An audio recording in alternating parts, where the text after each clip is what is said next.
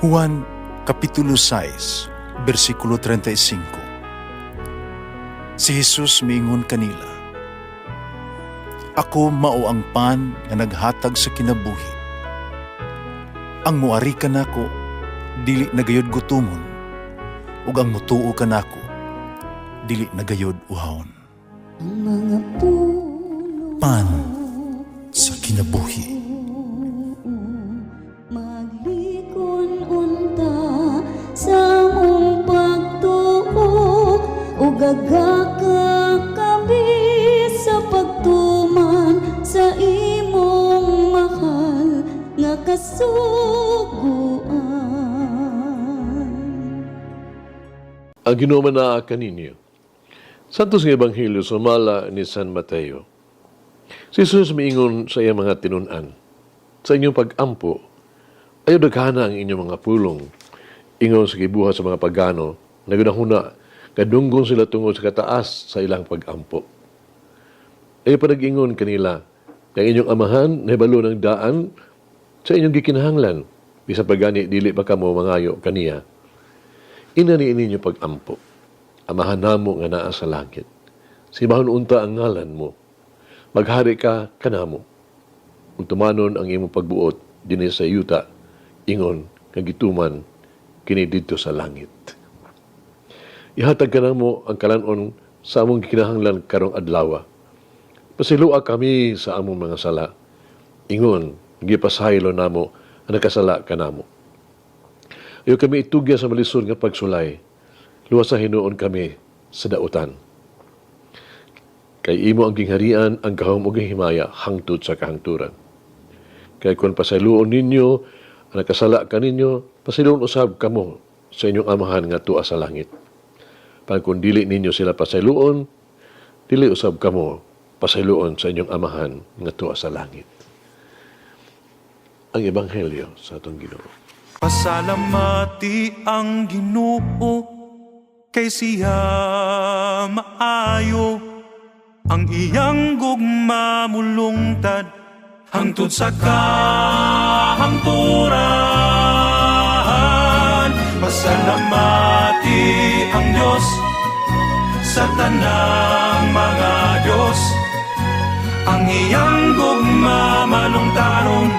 Pasalamati ang Ginoo sa mga Ginoo, ang iyang gugma balungtaron.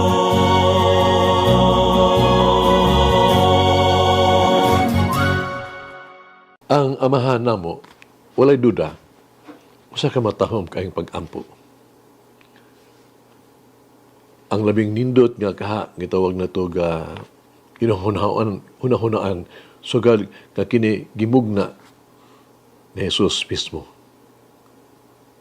Tinuod nga Dios ug matuod nga Dios. Abang kini usad sa ka peligro nga pag-ampo. Dili sayon.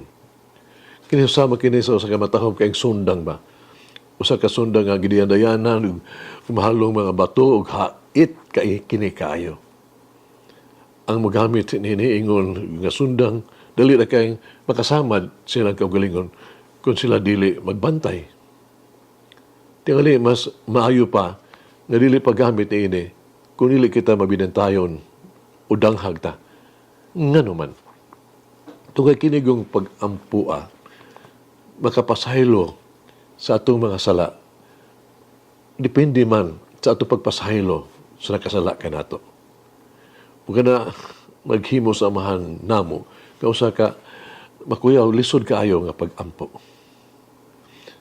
Diyo sa kamadre sa Indonesia, kan sa mitugan, siya sa kagrupo niya ba?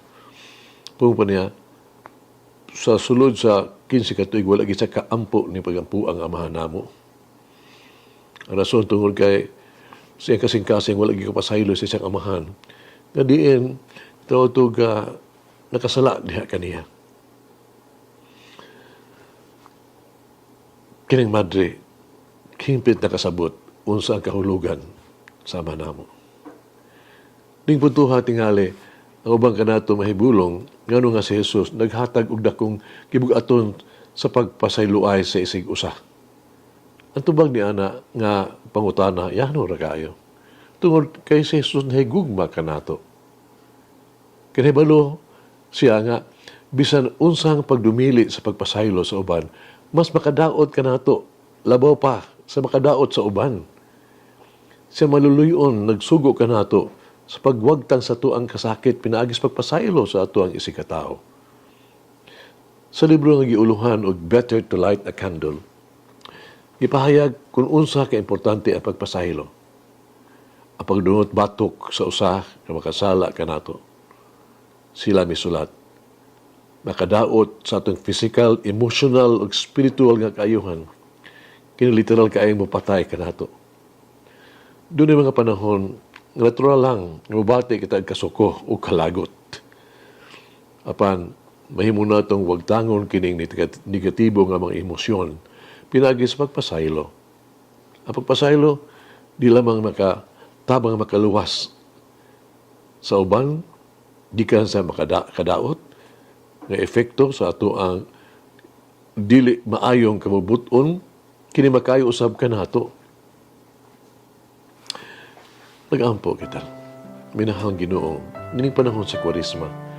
Tabangi ako sa pag-ila sa akong mga sala. Ibalik akong kasing-kasing nga nahakan nimo. Diha sa tinuol nga paghinulsol. Tagi ako og kusog na makaayo og mutubo diha sa imong grasya. Ginoong Hesus, ni panahon sa Kwaresma, nangita ako og espirituhanong pagbag-o ug mas lawom nga koneksyon diha kanimo. Puna ako sa imong balaang espiritu. Limpyo akong kasing-kasing ug paduula ako sa imong gugma ug grasya. Nanta ako makapasaylo sa akong isikatao sama ikaw nagpasaylo kanako. Ug mamamayre, guide my prayer life so that I become holy. Umalangin ang Diyos magagahom sa tanan, Amahan, Anak, Espiritu Santo. Amen. May the Lord of the divine mercy bless us all, heal us from all diseases and suffering. Ayun unta niya kita, tanang mga sakit na sa lawas o sa kalag, body and soul. In the name of the Father, the Son, and of the Holy Spirit. Jesus, I trust in you. Amen. Whoever eats the bread of life will never hunger, says the Lord. Kay galaan inyong nabati ang pagpaambit ug hamubong pamalandong sa pulong sa Dios pinaagi sa tulumanon pan sa kinabuhi nga gidumala ni Monsignor Daddy Silva. Hangtod na usab sa sunod higayon, daghang salamat. The bread of life.